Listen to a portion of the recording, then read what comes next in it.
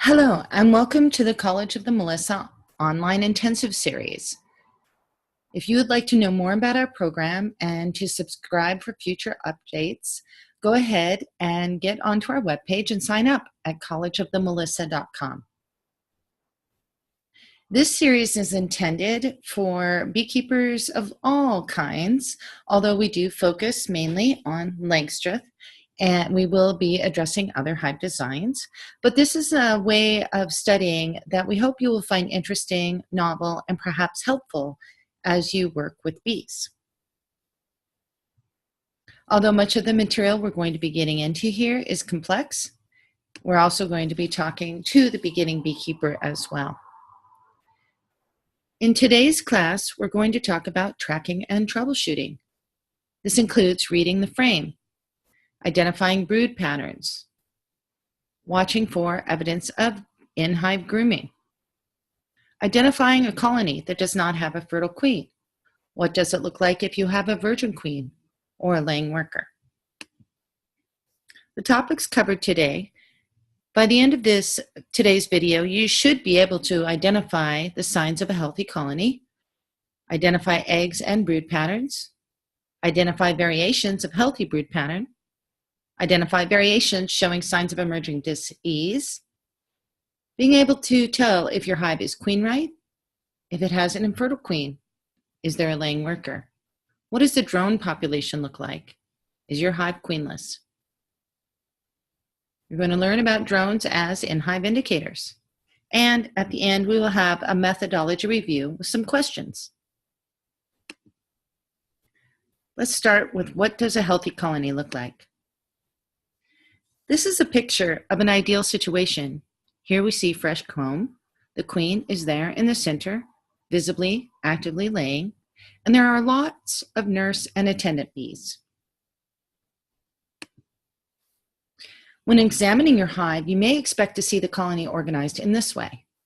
Frames 1 and 10 will be honey, frames 2 and 9, pollen and honey, frames 3 and 8, brood and honey, and the interior 3 or 4 remaining frames full of brood in different stages, such as eggs, open larvae, capped pupa, and emerging adults. This pattern may vary and is no cause for alarm. Resist the urge to adjust, and this pattern is a general guideline, again, in a standard 10-frame Langstroth hive. In spring and summer, you may expect to see boxes of mostly honey, especially at the top of your hive. Honey-bound is when the colony cannot get to open comb to create brood space, since the queen will not lay or walk on honeycomb. If the brood area is full and the box above the brood area is full of honey, you can remove 2 frames of capped honey, then make room in the center for more comb. This may encourage the bees to begin laying in the upper box. Or you can add space to the lower box by moving the 2 centered brood frames to the top box with open comb on either side, and then you replace the spot that you removed those 2 full combs with empty comb. And suddenly the hive feels as if they have a ton more space. If the hive has 7 to 10 frames full per box, make sure to add an empty box to the top if working with a Langstroth, and in a top bar, add frames at the back of the hive, and that's where we move the follower board. And if you're working with a Waré hive, you would add a box to the bottom. This is a foundationless frame, and the bees have chosen to place drone brood on the left and worker brood on the right. At the College of the Melissa, this is the style of frame that we use. We use a Langstroth frame, and then we allow the bees to build as they wish inside of that frame. This brood pattern is absolutely fine. There are decent proportions of bees, and there's good evidence of grooming. Also, you can see at the edge of the brood nest, nice little yellow packages of pollen ready to feed the babies. Grooming is a behavior trait that is an element of the socialized immune system of the hive, and this is something we're looking for in today's modern era of beekeeping.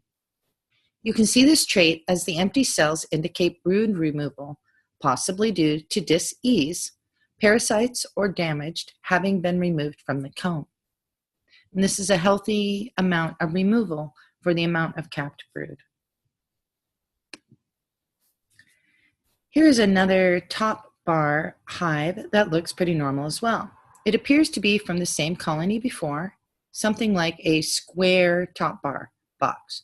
This could be one of the kind of top bar hives that people are working with that is a square design and is all top bar, or this could be, because of the nails sticking out, this top bar broke, and what you're seeing is only the top bar and not the frame that formerly was around this comb. However, this is a great piece of comb, because look at all of that capped honey. Look at all of that capped brood. You can see plenty of pollen cells, and you can also see a little bit of drone brood that the bees are working with.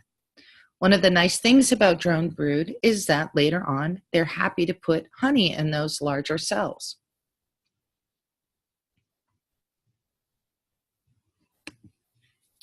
This is another configuration. I'm sorry for the blurry picture, but the pattern is what we're looking at.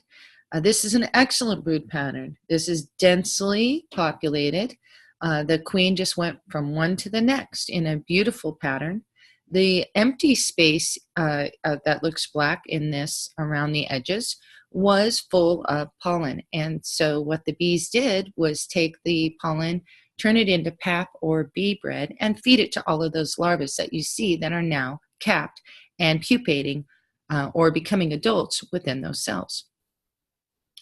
There may be grooming in this situation, as you see several cells removed, and that's a good thing. This is an excellent brood pattern.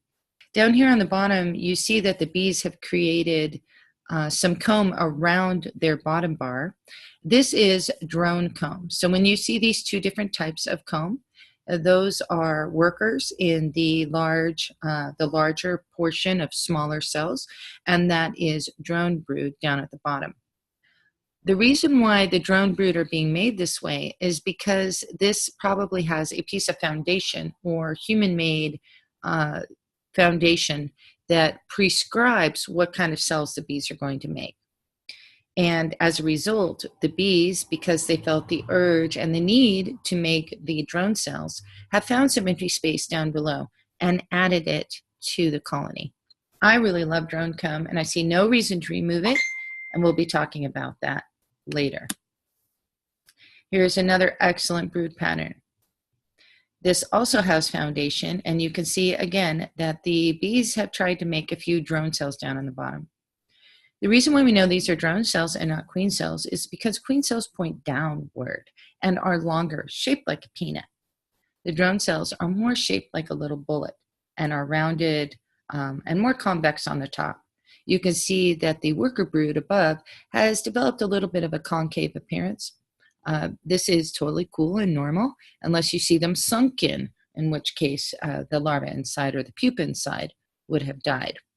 And we'll be talking about that symptom later. So here we have a foundationless, classic, and ideal laying pattern.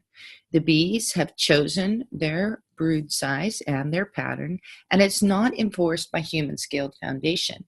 And as a result, you'll see a little bit more variation in the beehive. They're not all perfectly regimented, and as a result, they form very beautiful rounded edges, very interesting shapes within the colony. And to see variation like this is totally great.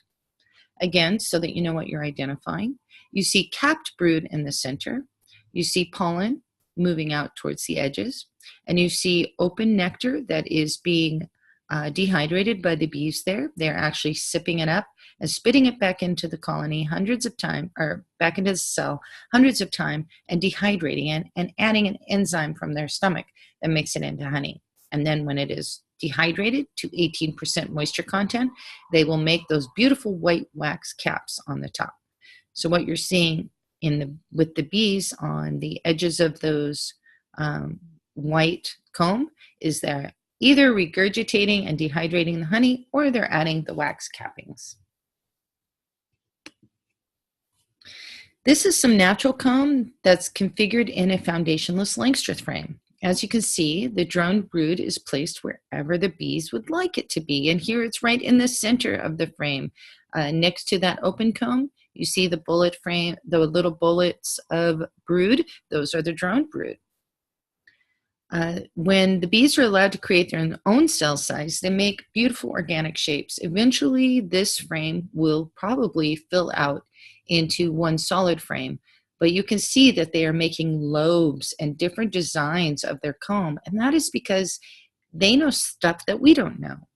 They have traffic patterns within the hive based on what's coming into the hive or if there's bees brooding in the hive. They have airflow patterns that can keep the air flowing and keeping the bees in the brood just the right temperature or the honey dehydrating perfectly. So leaving the bees to design their own body is a really great way to help the bees survive because they're being allowed to regulate the interior of their colony in a way that they find appropriate for their situation. This is another example of foundationless Langstroth frames. And you can see that this photo is taken in spring because the nectar is really flowing because you can tell because the comb are really fresh and white and there's not a lot of propolis applied yet, probably because they don't have a lot of brood in there, but they're just getting going and they're doing a beautiful job. These are spring brood cells, and we can tell because they're really fresh and white. They have a little bit of evidence of grooming because you can see that they've cleaned out and pulled out brood in those empty holes. The comb here is dark and black on this foundationless Langstroth frame. There's nothing wrong with this comb, although it may be noted that in modern times, old comb can contain potential pesticide residue buildup, which can lead to a diminished immune system within the colony. That's just something to note. A lot of people, when you get nucleus hives, you're going to find that the beekeeper is getting rid of his old combs like this.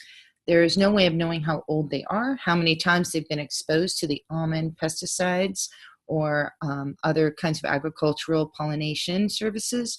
So getting that comb out as soon as you can is really a good idea, as early as you can in the spring. But when you get it, it will be full of eggs and brood, so just watch that carefully and try to remove it as soon as you can.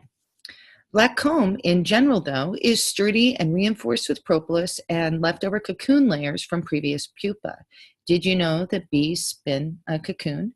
When they go from larva stage to pupa stage, they spin their own little cocoon, and it's sort of a fingernail, like a soft fingernail flake, paper thin encasement that is around them as they pupate. So it's this black comb is really good to save a chunk of for when you are trying to catch swarms. You can use this nice dark black comb for baiting a hive or putting, if you have a swarm, putting a whole piece like this into your swarm box will help the bees think, wow, other bees have been here before. This is a great place. Look at all these resources. We can move right in. So dark comb is not necessarily a sign of disease, but contaminated comb can lead to weakened immunity within the hive. So it is a fair question to ask your breeder or whoever you get your comb from, where was this comb? Have they been exposed to pesticides? It's a fair question. The shiny black substance in the lower left corner of this frame is old honey. This is honey left over from the previous season and has cured and dehydrated until the wax cap has merged with the honey, which provides a very sterile, deoxygenated environment for storage. This is great honey if you are interested in harvesting honey. After the brood is out of here, the bees probably will not use this honey. This is, according to bees, they like nectar the best. Honey is inferior, and your old honey is like a week-old loaf of bread. It's their last choice for food. So it's a great one for humans to harvest. It's just perfectly fine and delicious. It just won't have that spring floral quality. Instead, it will have a deeper, richer note to it as it's been living within the hive. You can also see on this hive that there are plenty of nurse bees, and they are tightly clustered over the brood nest. So they are keeping this hive warm And I knew from just looking at the colony that it was an early spring day. And when you look at the picture in the background, you can see that the trees have not yet bud out. Keeping the hive, when you're doing an inspection, keeping them out in the air as short of time as possible is the best in all situations, because the bees need to keep their brood at a certain temperature. So some people ask me if black comb is a sign of disease. It isn't. We remove black comb because of the accumulated pesticides, but the comb is really strong, pretty sterile, and even necessary for a healthy hive. And here we have a short video about black comb. Before I melt down this old wax, I want to answer a viewer question about it. The question was, what makes some of the comb so black and dark like that? Before I answer that question, I want to show kind of the progression the comb goes through as the bees use it. Brand new, fresh wax has a very white color to it, or even cream, depending on the floral source. As you can see, as they form the comb, they'll start to apply some resins from trees and plants. We call this propolis. This helps to stiffen the wax because when it's fresh, it's very soft. Propolis is not only a stiffener and a filler for cracks and crevices, sometimes we call it bee glue, but it's also their immune system. They use the immunities that the plants carry to help their own immune system, since they don't really have much immunities on their own. Now here's another piece of comb. I really like this one to show how much propolis they can apply. Now this one, you can see they've only started applying it to the outer edges. The inside is still very white and cream colored, but you can see some splotches inside where they've begun to spread it inward. Sometimes this propolis gives the comb a darker color as they spread it around and put an even coating all around it. Now on this other piece of comb, it's not quite as white and creamy as it was when it was new, because the propolis has been spread out more. And as I move across the comb here, you'll see that it gets darker. But it's getting darker and darker here because now we're getting into the brood section of the comb where young baby bees were being born. So what we're seeing here that's causing the darker brown is actually like a cocoon, a thin skin that the pupa leaves behind.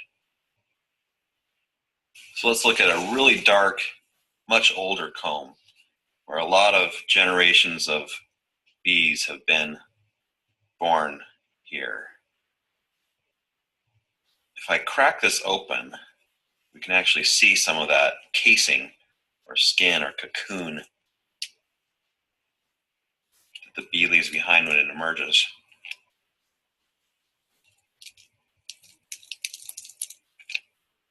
There you can see that as I pull it away, kind of a skin comes off the inside of the cell. Let's see here.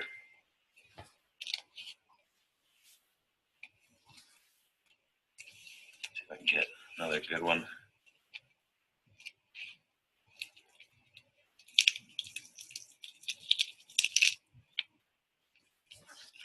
Oh, here we go.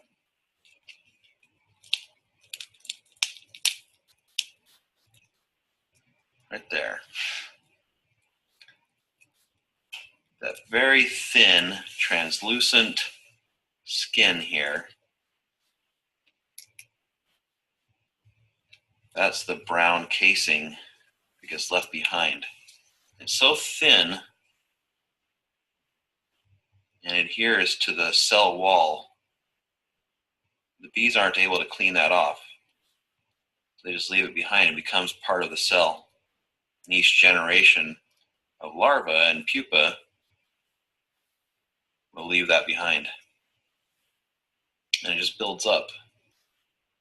And the more that builds up, the darker the comb gets, until it's a very black, So it's such a dark brown color that it's almost so black.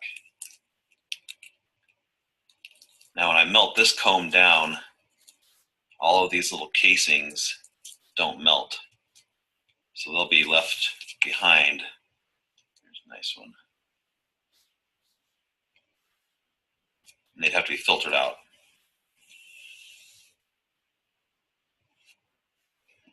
Here's a good view at that casing, the whole casing, without any wax around it.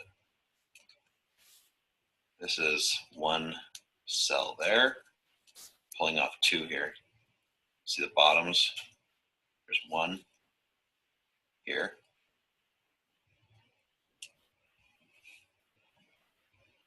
There's no wax here, that's just the casing.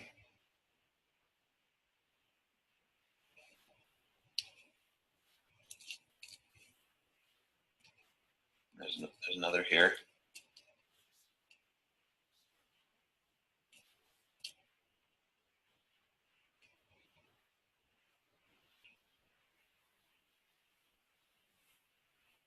So that's what gives the comb that very dark black color, especially the older comb, because so many generations of bees have gone through and been born out of it. Another interesting feature of comb that most people don't know about or aren't aware of, if we look at it edge on, at the top of the screen is the top of the comb. You can see how the cells are at an angle to each other. Right down this ridge line, the center wall of the cell divides the two faces, and you can see that the cells, they aren't parallel to each other. They come in at an angle, a downward slope towards the center wall. That's so that as they put the nectar in, it's very runny and almost like water. It won't run out of the cells. It'll flow to the bottom. And I think that's pretty cool.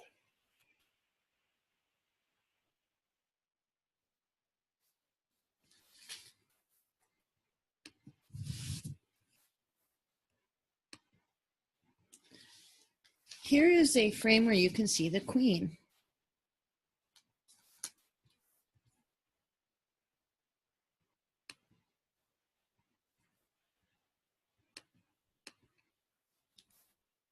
Before we leave this slide, I'd like to mention that bees do have an immune system.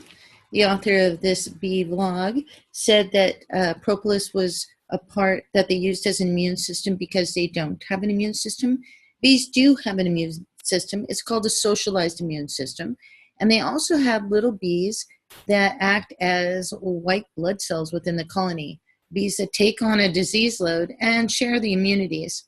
Their socialized immune system, one of the features that they have, includes grooming within the colony, which we're going to talk about during this class, and also propolis, which is mentioned in this short video, as well as grooming behaviors where they clean up any bees coming into the hive. There are lots of different other things that they do, but thinking about bees with a different kind of immune system and not a human-centric or mammal-centric immune system, but a system that involves taking in medicines from nature and socialized behaviors that keep disease down in a colony is one of the really special things about bees. Also, it can be noted that allowing black comb to naturally form in your colony is a great way to reduce comb size and gradually create smaller bees, which pupate in the cell for a shorter period of time, thus cutting down on the generations of varroa that can be born during that time. The casings that he's so wonderfully showing here, when they melt in your wax melter, they are called slum gum. Also, the angle of cells that you can see in this picture is very important to consider, which is why when I discuss removing frames, especially brood frames from a colony, is that you're taking at least two so that the ones that are facing each other will be held together in the same way for as they build into the new spot in the box that you move them to. Here we see the queen. This is a great spring frame. Spotting the queen is really awesome, but it's not necessary to determine whether the colony is queen right. When you're looking inside your hive, when you're doing an inspection, you're always just making sure that the hive is queen right.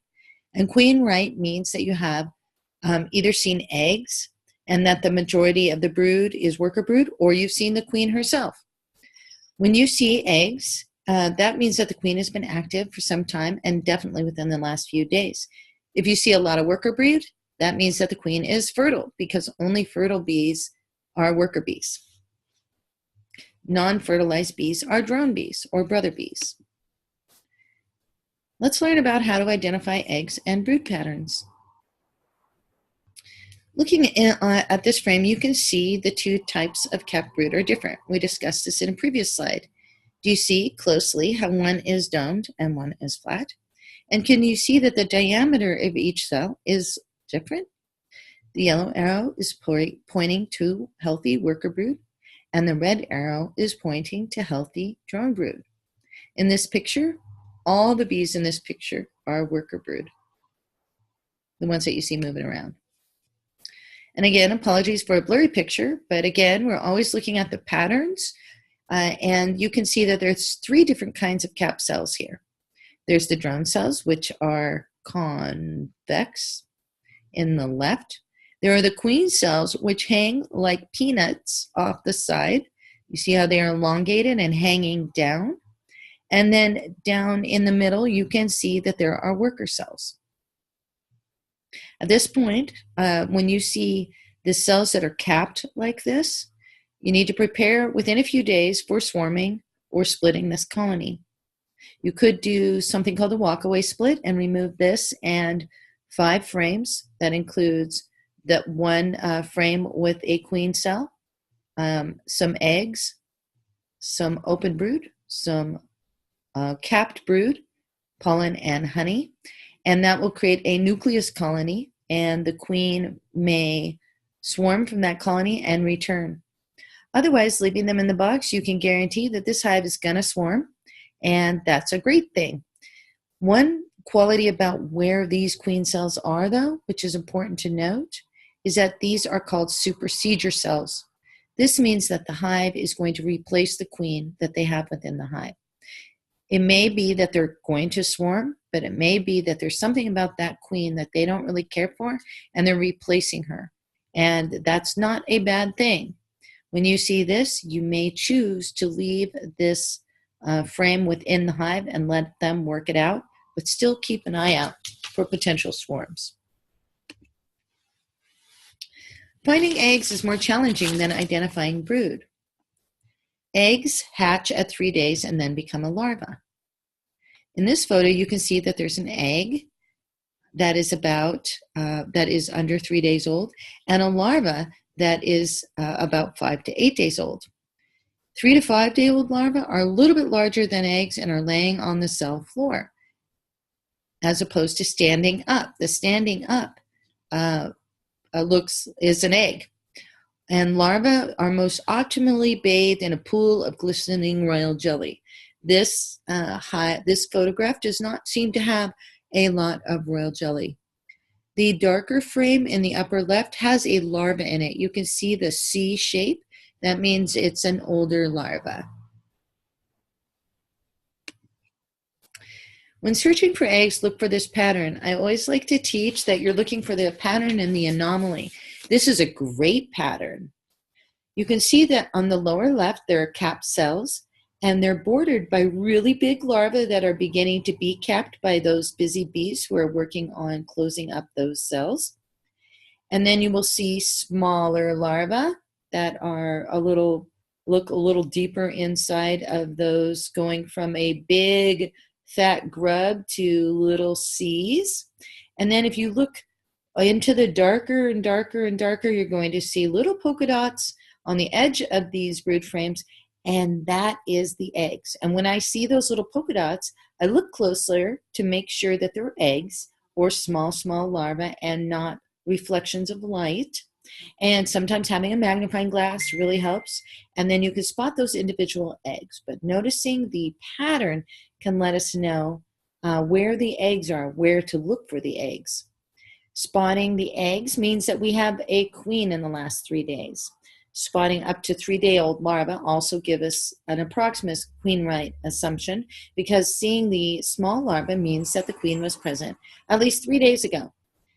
So that's really, that's all we're looking for. So once you see the eggs or the 3-day and under larva, 3 to 5 day larva, then you know that you have a queen and you can close up your colony if that's what you're in there to look for.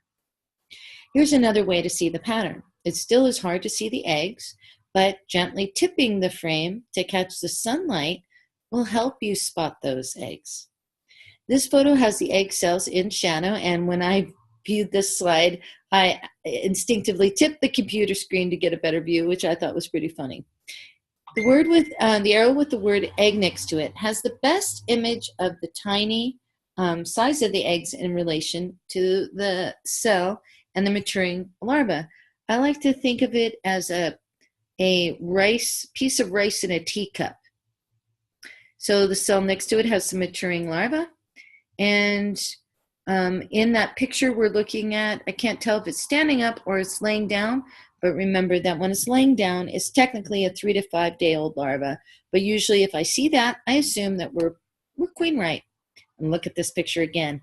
My favorite part of this is how soupy the environment of the larva is. That means that there's lots of royal jelly going in around these bees. They're very moist, and there's great nutrition going for these larvae, which increases their mental capacity as a hive. The frame on this is most likely on a foundation. You can see it goes end to end. And the brood pattern is wonderful because it's so nice and solid. You can see the developing and not yet capped, little bit tinges of pink brood on the edge of the cap brood in the lower left. And then also with the missing cells in this frame, with the empty cells, you can see that there's some evidence of grooming behaviors, which is a normal or ideal aspect of your brood pattern. And remember up there on the top, that white, that's that nice honey that they're going to use for emergency food stores. Here's another interesting thing that may be happening in your colony, and that's just a few little holes. Sometimes just a couple of holes will mean that the cavity has been emptied so that a warming bee can go in there. And a warming bee is a place that the bees tuck into and vibrate to keep the brood warm. So that's really good. But also you might see more than just a couple of these holes. Maybe they are taken out in little clumps. Empty holes can mean that the brood has been determined to be unhealthy or diseased in some way and may have been removed. Again, a good sign, an ideal aspect for your a genetic you want to support. So here are some variations of healthy brood pattern, and usually these involve beekeeper, we might call them mistakes.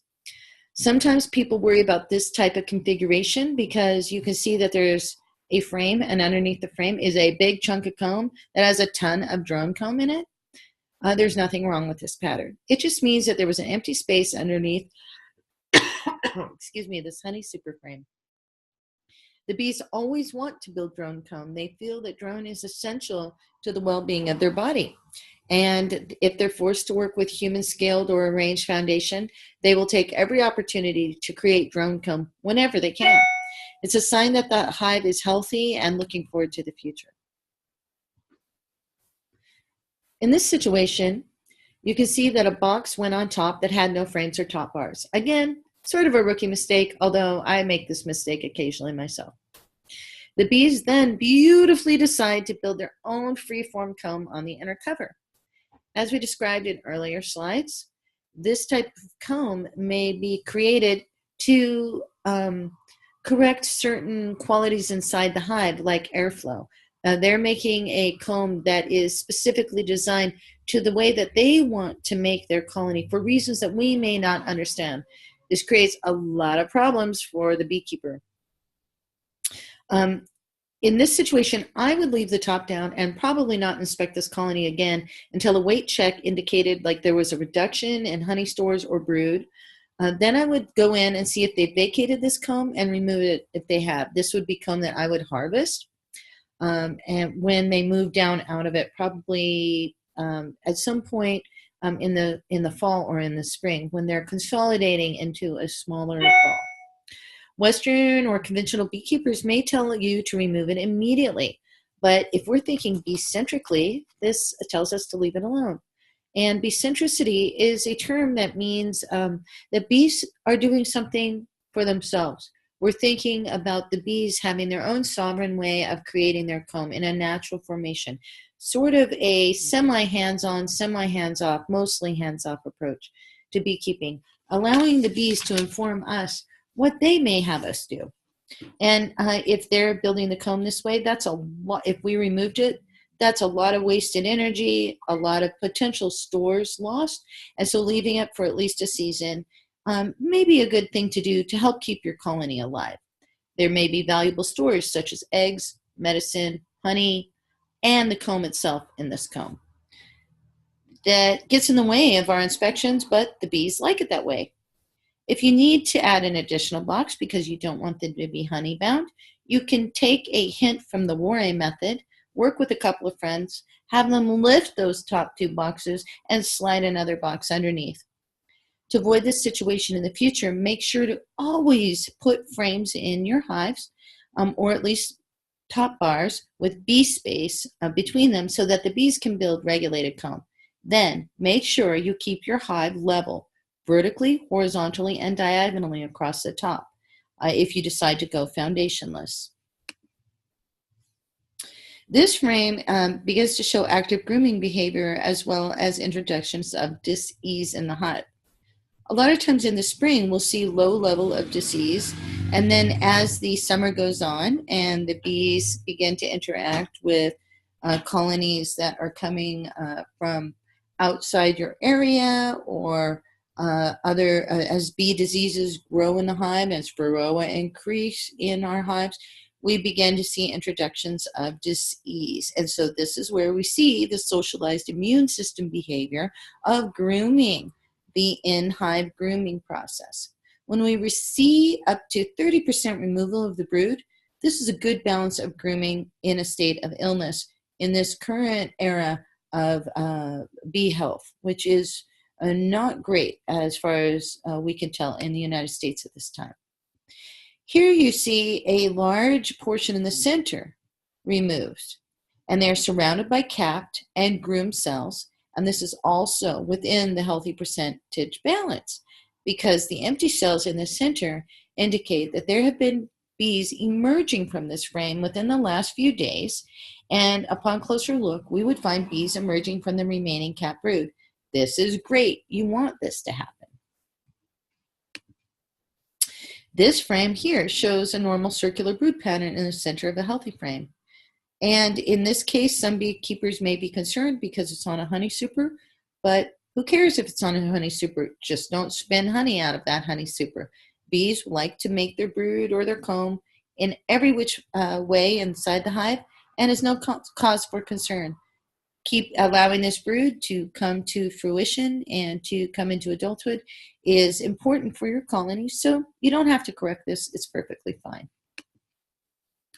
Since the queen generally lays in this beautiful spiral, we will often see the hatch-out area in the same way.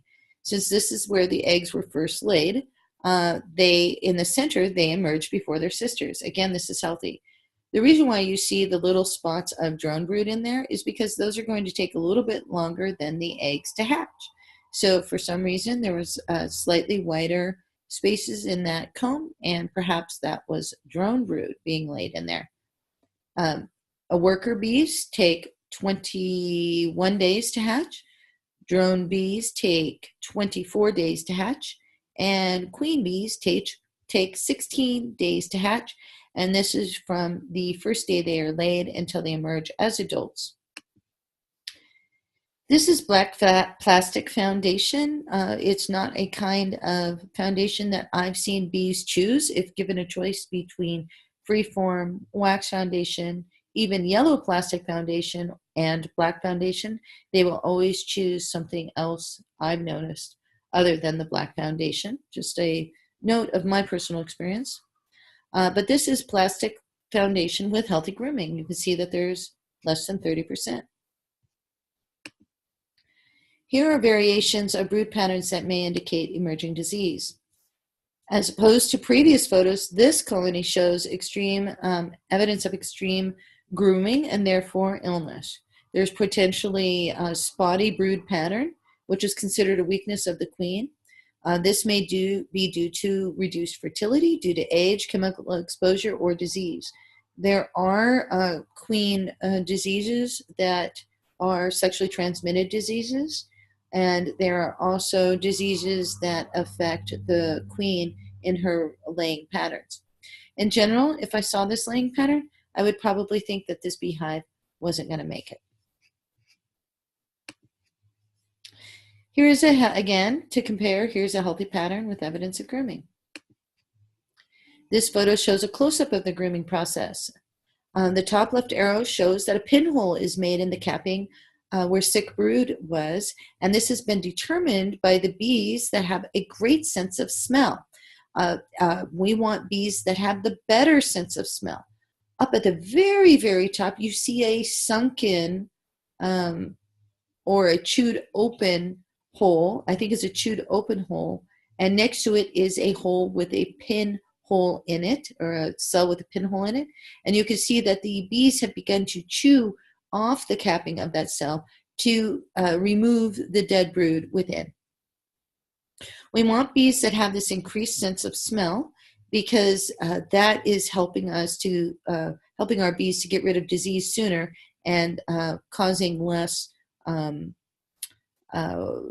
burden on the hive when the sick bees are aboard. The pinhole lets the other bees know, the bees whose job it is to clean them out, lets the cleanup bees know that this particular pupa is sick and destined for removal. So sometimes they just eat the bees if they are low on protein. Other times they remove them from the hive, and you'll see little white larvae or pupa in different stages of development outside in front of the hive. That's how you know this is going on the inside. One of the things that may be looking for is the bee in the center. If you can see, they have deformed wings. See those little scribbly wings? Those are the result of the deformed wing virus, which is often carried by varroa mites. There's also something called the K-wing virus, which looks very similar. They are generally more straight, but still shrunken.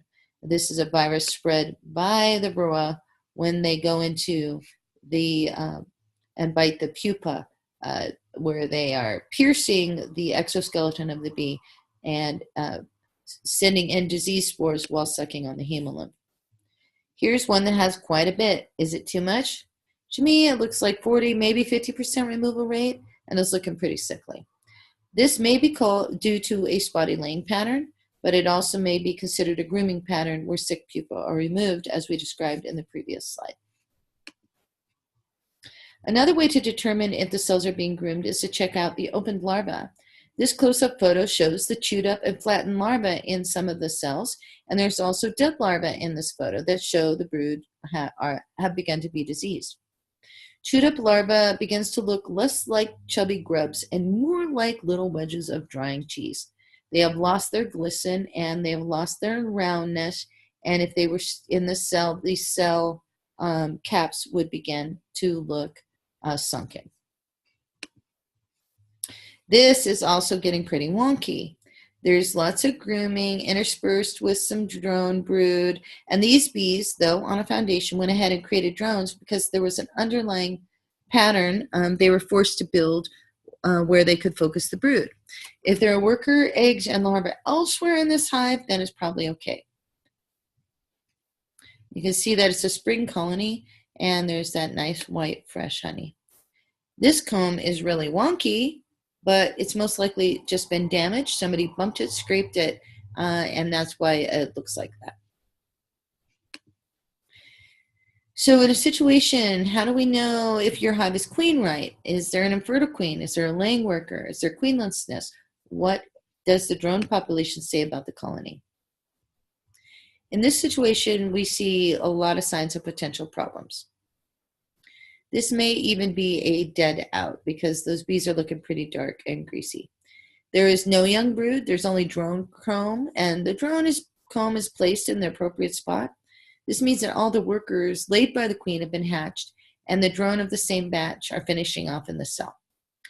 They may already have perished in the cell, however, because if this population has diminished to that small cluster of bees, that brood would not have been kept warm and may have been died and abandoned in the cell.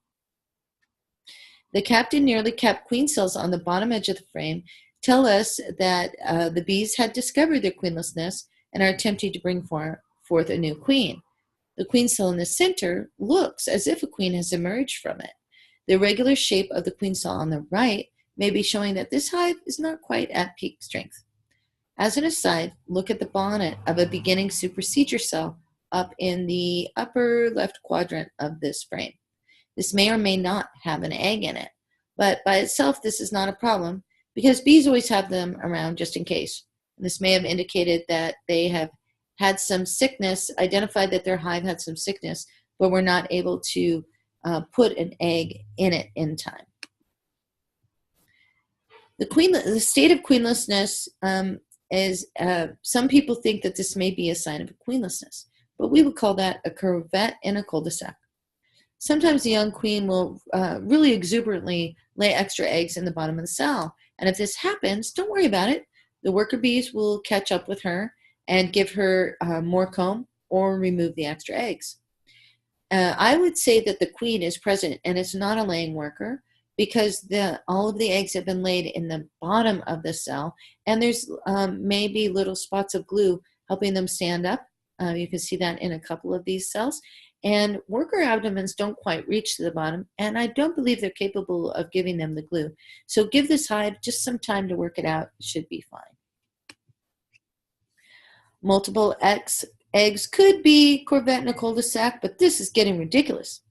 If these comb are standard depth and you have seen a queen, then just give this hive some time to autocorrect. But if this comb is super shallow, still being made, then this may be a situation where a worker has begun to lay in the bottom. Sometimes when there's not enough comb and the queen is feeling super fertile, she'll lay multiple eggs, and it's too bad she doesn't have more comb because you would be busting out. So also make a note of when this is happening in your colony, because next year they will want extra frames at this time of year because that queen may be seasonally active at this time. This hive's a little bit crazy. Brood is being super stacked. Larva is even being eaten. The bees will remove the brood to correct the situation, so only a singular brood grows in each cell. You can clearly see right here, I'm pointing my cursor to it, 2 brood fully forming in this cell, some brood forming in this cell, 2 brood forming in this cell, and 3 in this cell, and so on. This is where the extra brood is being eaten. Uh-oh, this one might be a laying worker. Not sure, still hard to tell, but several of the cells may be being laid on the side of the wall. More clearly, here's another example. More cells potentially being laid up on the sides of the walls. This, however, is a classic laying worker. There are eggs on the side of the cells, and there's even eggs on top of the pollen. This condition arises when a queen dies or is lost and her pheromone is no longer present in the hive to suppress the worker's ovary maturation. After she's been gone for a while, and for some reason the worker bees were not able to produce another queen from eggs, then one or more worker bees' ovaries will begin to develop, and they will vigorously lay infertile eggs, which are, of course, because they are infertile, all drones. Here's another classic laying worker pattern. So how to determine which bee is the laying worker? Well, it's impossible. There may be more than one. But she will, for those of you that have sharp vision, have a slightly larger abdomen and will be sticking her rear end into the cells. Of course, the main problem with an infertile queen or laying worker is that they will produce only drones. This may have a last-ditch possibility of spreading the genes as the drones will go out and mate, but that colony will soon die. It will marginally marginally live on for a while as the drones move into other hives to or procreate, but the colony will eventually fail because once the population becomes mostly drones, the remaining elder workers' hyperpharyngeal glands and wax glands are no longer working, and the life stage-based superorganism will begin to collapse. Here is a video of a standard way of dealing with a laying worker. And this video shows a great example of recognizing a laying worker hive. Our methodologies are different at the College of Melissae and will involve a longer cycle of brood introduction to suppress worker egg production, and we'll share more on that after this video. When I come into a bee yard, one of the first things I do is just take a minute and look at all the entrances of the hives and look at the activity. It'll tell you a lot about what the bees are doing inside.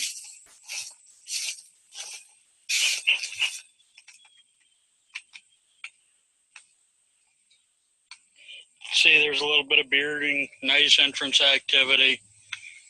They're up on that hive pretty good.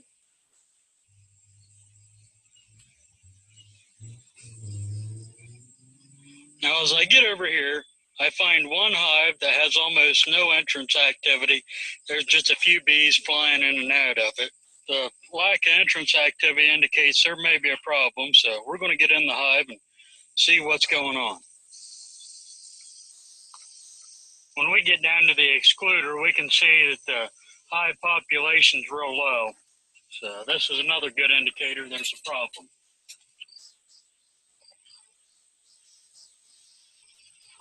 When we get down to this frame, we can see right there where there was a queen cell that hatched out. And for whatever reason, I'm guessing she didn't get mated.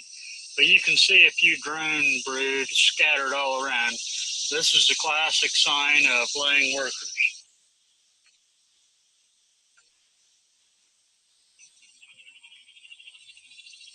Here is a good sign of laying workers. You can see eggs on the side of cells, multiple eggs at the bottom of the cells. This is what laying workers do.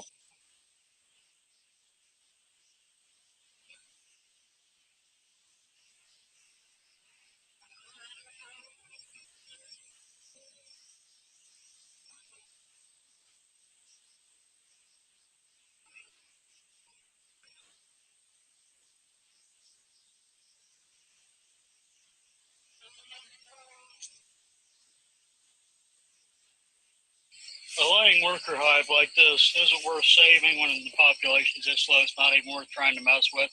So I'm just going to shake all the bees out of the box, give them to another hive, and we'll just save our equipment and put it on another hive, keep the wax moths from getting into it.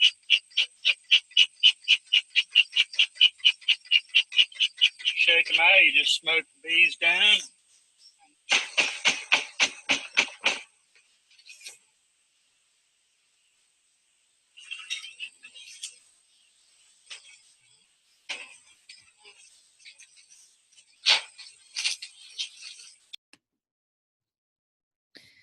So some of the notes I would make about this video is what a great way to see what's going on in the hive by the external hive observation.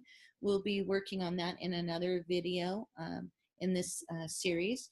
So the learning from how to observe your hive from the weight and the look of the entrance is a great way to know what's going on in the hive. However, we would not use a queen excluder for reasons we will get into in a different video. We also do not use smoke generally, although in this situation it was a good idea for him. We never bang a colony like that. Instead, we would shake the frames off if we were going to shake them out and use a feather. However, I would do none of this in this colony. Instead, once a week from one of those really strong, robust colonies, I would pull one frame of eggs per week from another colony, adding it to this colony and allowing them to create a new queen if it is appropriate time of the season to encourage that. Adding the brood will suppress the worker brood. The worker ovaries will be suppressed by the scent of the healthy brood, and they would be able to make a queen at the end of within that 21 days of 3 cycles of brood. Also, by adding 3 cycles of eggs, you're making sure that every kind of bee is available in the hive, as the different life stages of bees will take care of the different life stages of bees that are emerging. Here's another video. This is shows traditional methodology for identifying, handling, and requeening a laying worker hive. And again, we share this video not because it's our methodology to shake out a laying worker, unless perhaps as a final resort. This is because, and because of all of the information that we shared before about this type of hive situation. But we can, if we watch this, we can experience this method vicariously, better understand what the traditional methodology is, and look at it and see what can we do to potentially recreate this solution, but doing it in a more bee-centric way. So I have not had this problem in quite some time. I don't have any videos showing myself doing the methodology I would do to correct the situation. However, in our college, we would not use those bee brushes. And at the end of this video, we'll ask some questions about how we can actually think about listening to conventional beekeeping methods and switching them up for a more bee-centric or gentle approach.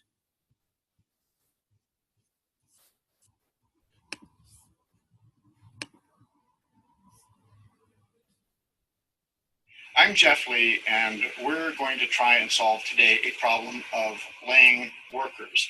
I lost my queen a while ago, and before I could solve the problem of getting a new queen in there, I had some honeybees that started to lay eggs that were unfertilized. So I have a real problem I have to deal with, and I'm going to have to actually empty out the entire hive onto the ground to get rid of the laying workers. And so I'll carry on with that, and you'll see a little bit later what we're trying to do.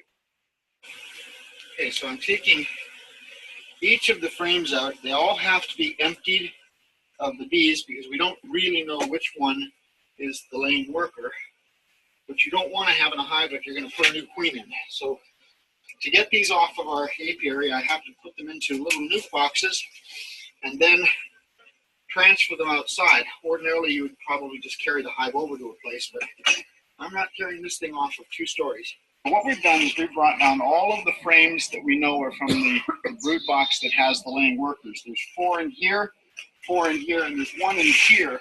And 1 frame we were able to shake off up there. It hadn't been drawn out yet. What we're going to do is open each one of these, shake them onto the ground here so that the laying workers fall onto the ground. They won't fly back to the hive. The others will immediately orient back to the hive. At least that's what we're being told will be the way to solve this problem. Laying workers can't get up, and ergo, supposedly, the hive is then free of laying workers and we can reintroduce a mated queen. That's the theory. Let's see if it works. This pattern is bumpy pattern, and if you look at it this way, you can see it's raised above 2. It's pretty erratic, and this is all drone larvae that has been laid inside of worker bee columns. That's what the worker bees that are laying will do. So the rule is we have to get every single bee off of these frames before we put them back so that we are completely bee-free. One of the things I'm going to do after we've gotten these hives back upstairs is I'm going to take a cap scratcher and I'm going to scratch off the top of all of these capped drone. I know it sounds cruel, but in reality, these are drones. They won't be productive other than providing genetic material to the hive, and we have a lot of drones in our hive. So in order to spark the restoring of this hive, we're going to try and take the number of drones down. So what we're doing is we're about to put these back in there without the laying workers, and we're scraping off the tops of all of the capped brood as a way of trying to ensure that we don't have a lot of drones being produced. We're looking to have this queen get right back into production, producing worker bees. We have a lot of drones already in this hive, and so this is going to be unnecessary. These bees will recycle all of this, and so we won't have to worry about it being going to waste. In an effort to try and help this hive along, I've taken a frame of open and capped brood out of Amanda's hive. That's this white one here, and I've placed it in the center of the hive. You can see here. And the intention is that by putting the queen in the middle, and you can see the other bees have already noticed that she's there, and they're going to start working to get her freed out pretty quickly. She will become their new leader, but in the meantime, they have to get accustomed to her because hers is a new scent in the hive, and it's something that they're unfamiliar with. So that's why you can't release her automatically into the hive, is that it's a new scent and they would just kill her. In this case, though, her pheromones will be spread throughout the hive. They will become accustomed to her, and she'll become the dominant scent provider, if you want to call it that. Anyway, I'm sure that there's some apiologists who would tell me that I'm not saying it correctly. Anyway, there you go. Hopefully this is the restart of the new hive.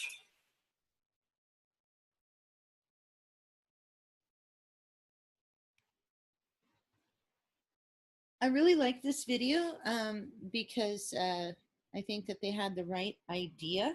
And this video shows one solution to a queenless colony, and that is adding a queen.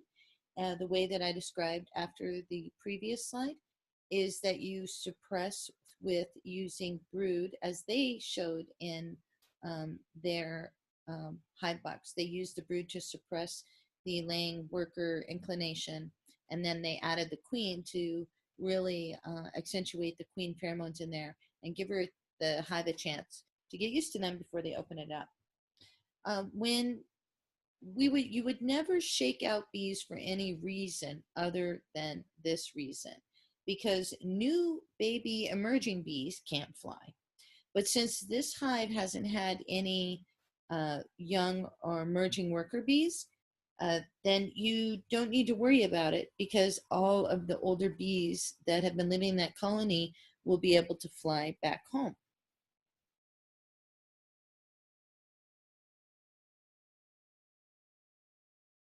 Didn't find her, but I did see something interesting.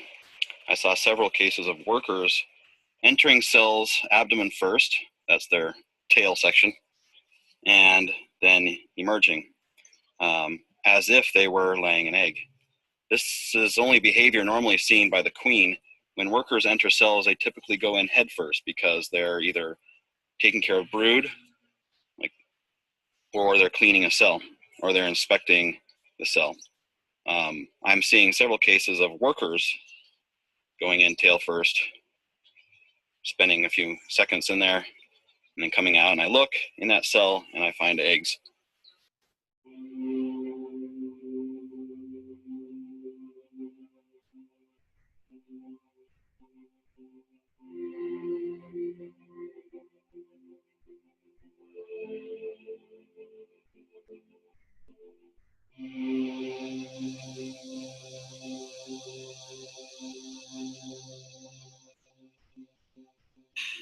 Now, I don't see any developing larvae, which means the other workers are probably taking out these eggs, or this is just a new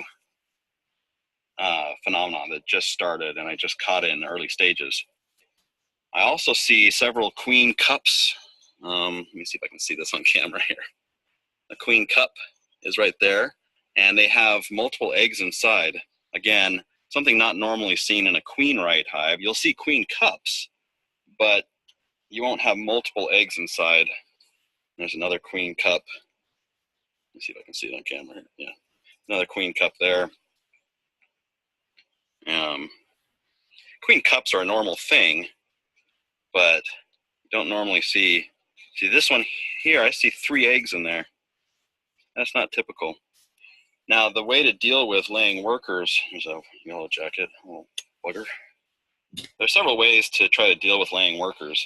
One is to take some open brood from another hive and put it in, and keep doing that until they raise a new queen. It may take a few weeks for them to even start raising a queen, and then it'll take another month for that queen to become mated. And this time of year, the drones are starting to get kicked out. So there really won't be any drones available for any queen, even in a month, to mate. So that's not an option. The only other option left to me is to shake all these bees out on the ground and take away this hive and let them reintegrate into some other hive. Some of them won't reintegrate. They'll just die, and the others might be accepted into the hives. But there's really no saving a hive like this at this time of year that's queenless with laying workers. If there weren't laying workers and they were queenless, I could just combine them with another hive. But I'm afraid that the laying workers may kill the queen where I combine them.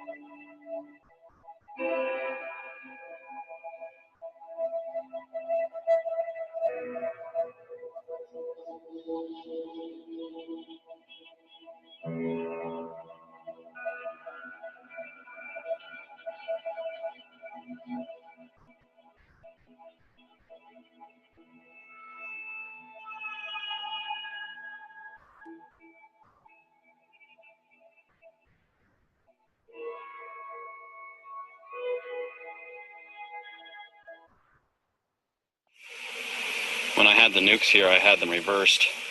So the bees that I shook out had their entrance on this side, but this nuke has its entrance over on this side.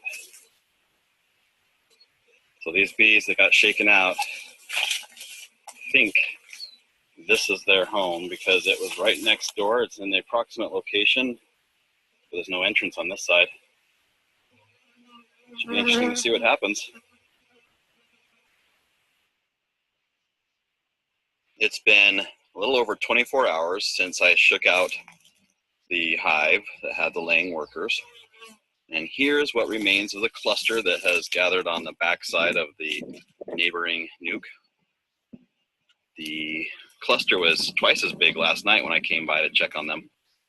So hour by hour, it gets smaller and smaller as the bees leave this cluster to go and find another hive to move into. Things are looking good at the other hive in the front. You know, there's no fighting or anything going on. A lot of bees out front fanning. It's a hot day today. They're taking advantage of that top ventilation. And the neighbor hive, look, things are looking good. No fighting there. Now over here are the remains of the nuke that I shook out and dismantled. Because I left these here for the day because there were several bees that just did not want to abandon the comb. No matter how much I shook and swept it, they'd just come right back to it immediately. So I left that here for them to kind of give up on it. Here are the bees that just won't give up. Naturally, what honey there was on this comb has been robbed out. You can see that on this wax that's been all chewed up. That's how you know when it's been robbed. This side didn't have as much honey.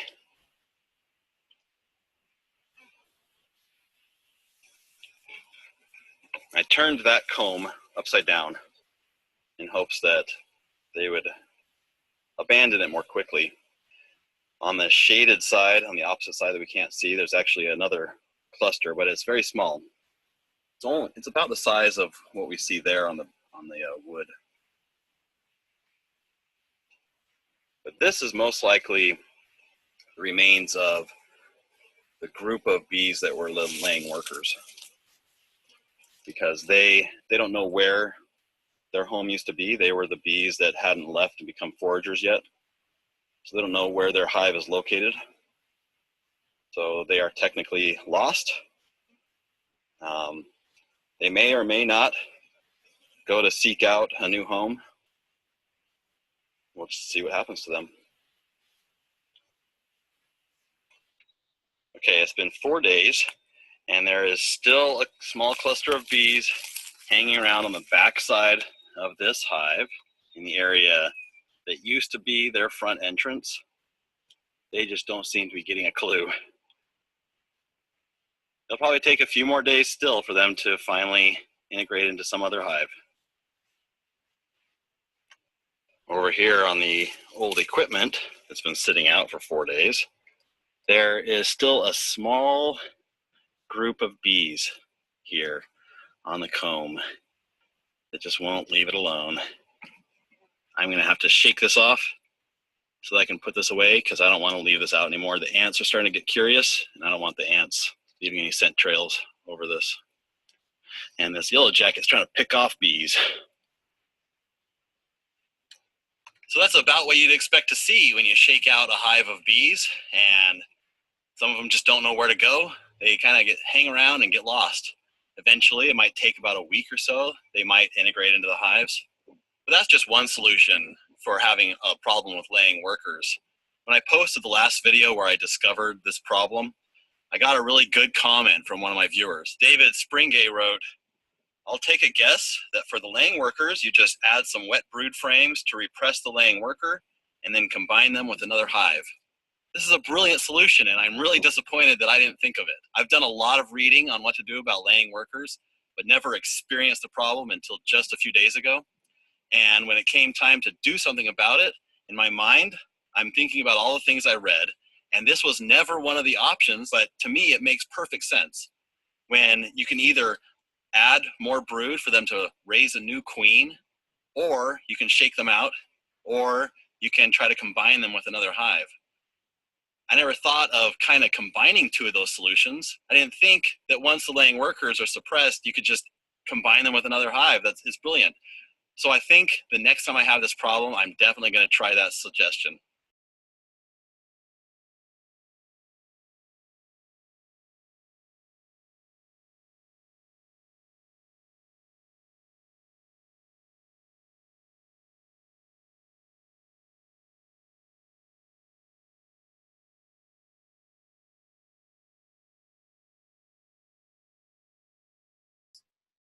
Let's talk about drones as indicators of the health and well-being of the colony. So one day you might open your hive to find something like this, and you might be concerned that you have a drone layer, either an infertile queen or a laying worker. And the great many drone brood that was opened when the box above these frames was removed is kind of tore up. So they were all opened up when the brood box got removed, the remaining comb got pulled out. And that's why you're seeing them exposed like that. This hive most likely has a human-based foundation, and the bees created drone space where they could find empty space, what they like to do. But to remedy this, make sure to add foundationless frames or top bars along the outer edges of the worker brood comb. And then the bees can go ahead and create more drone brood as they see fit. When considering this patch of drone brood, compare the stages and mounts of the other brood, especially worker brood. This frame needs to be seen in the context of the colony, and if it has multiple stages of worker brood, then that will mean that it is not queenless. But if this is the only type of brood, then your hive is queenless. Here's another situation to compare as described in the previous slide. In this situation, you might find a lot of drones milling about, and this could indicate queenlessness. However, if this type of drone population is present on only one or two frames or in only the bottom box, you might be seeing the bees herding the drones into different areas in the hive. So you need to see it in context of the full colony. Here we see a human-scaled plastic foundation that has been overrun with drone comb. This is unusual and most likely means that this hive has either an infertile queen or a laying worker. If this hive were foundationless, then you would most likely not see this sort of drone brood pattern unless there was queenless or the hive was super huge. One time I removed a colony from a tree, and the bottom level of that super colony had so much drone brood that would have fit into a double deep super, but that hive was queen right. It just was so massive that there was a whole huge area just devoted to drone brood. This green foundation is plastic drone comb, and it's specifically sized to bring up the drone population. And this particular version is used for mite mitigation as a part of an integrated pest management strategy. When faced with growing mite populations, people may add the drone comb to draw mites off of the worker bees, and therefore it's natural that a frame like this will hold all drone brood because those little hexagons that are imprinted on there are exactly precisely drone sized. But to effectively utilize this strategy, this frame must be removed from the colony and frozen, which kills the bees, the drone bees, and the mites. Then you allow it to thaw and put it back in the colony for the bees to clean up and then begin to fill it again. And that's the standard with this practice.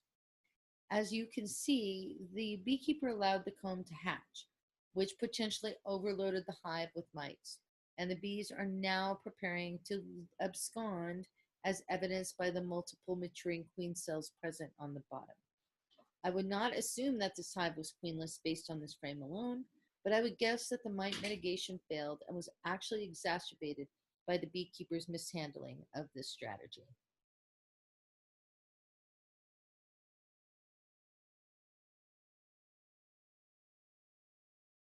This is for sure 100% late stage queenlessness. Note that the attempt at a queen cell, the interruption of brood, the wavy comb, and the drone brood. The pinholes also indicate disease or death due to malnutrition or potentially chilled brood because there weren't enough worker broods to keep them warm, or worker bees to keep the brood warm. There are also larvae that remain uncapped, and this is most likely due to the ailing workforce. Again, this is most likely advanced queenlessness. If you can tell, the surface of the comb is wavy and non-uniform and very abrupt. What is your guess about this frame? What type of cells do you see? Look at the comb. From all you've learned from this slideshow, what does the comb say to you?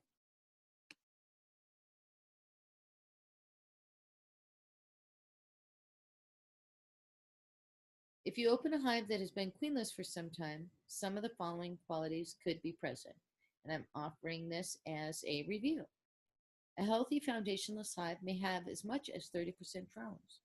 A queenless hive may have an overabundance of adult drones throughout the colony. Remember that sometimes drones may be herded into specific areas, but if a colony has been queenless, you will find the majority of adult drones as well as drone brood with no worker brood in the bee population. Brood cappings and honey cappings will also take on a mottled appearance as wax glands begin to fail on adult workers and then begin to utilize old wax to cap the cells. Comb will begin to have an irregular, abrupt, and misshapen form on its surface. Pollen and nectar may still be coming into the hive, especially if there's open brood, regardless of if the hive is queen-right or queenless. Honey will become more scarce in the hive as there are so many drones to feed, and the hive duties become overwhelmed, and this reduces the forage workforce. You may find that the hive has an increased aggressiveness, and this may be noticed by an emergent vocalization known as the queenless roar. Other symptoms include seeing a queen that is struggling to lay eggs or not laying, and in another video we'll discuss acceptable periods of not laying, seeing one or more worker bees stick their abdomens in the cell, observing an increased sense of disorganization, observing robbing by other bees, sometimes visible by fighting at the entrance, and observing large-scale infestations of hive moth, earwigs, ants, wasps, or yellow jackets. Remember what healthy comb looks like? I certainly hope all of our hives have a few frames like this. Hope you enjoyed this video. Please feel free to send me any questions you may have. Thank you for watching. Here is our webpage for the College of the Melissae and my email address. Feel free to contact me with any questions about this video or other programs or events with the College of the Melissae.